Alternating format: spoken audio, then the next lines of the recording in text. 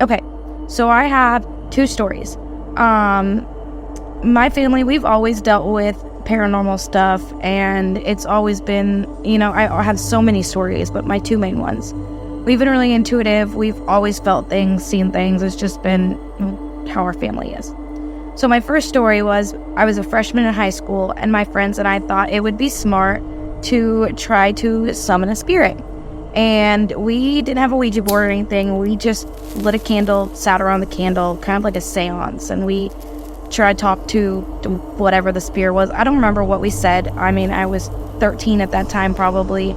And so I remember nothing really happened that night. I remember being freaked out about it. I don't even think I did the seance with them. What I can recollect in my head, it was I sat on the bed and watched them, but I don't remember.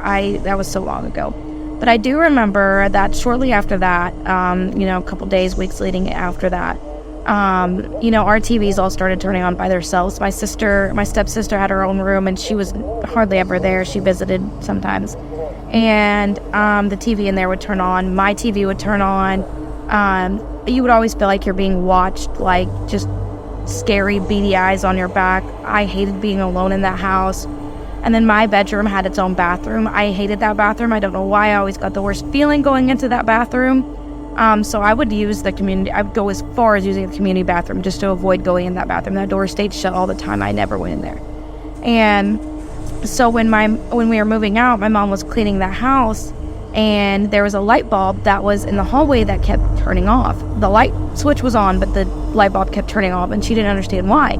So this happened to her a few times. She would go up and go to change the light bulb, and it would flip back on. And so eventually she's like, you know what, whatever, I'm ignoring it. I'm not going to deal with it.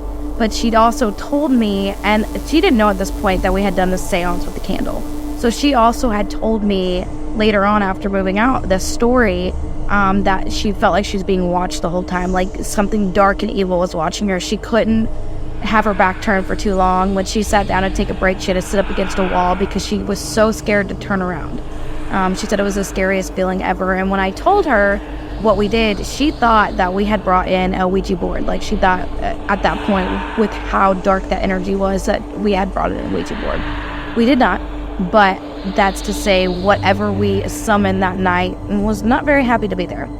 And then the second story is my dad died in April of 2018, and or 2017, 2018, one of those years.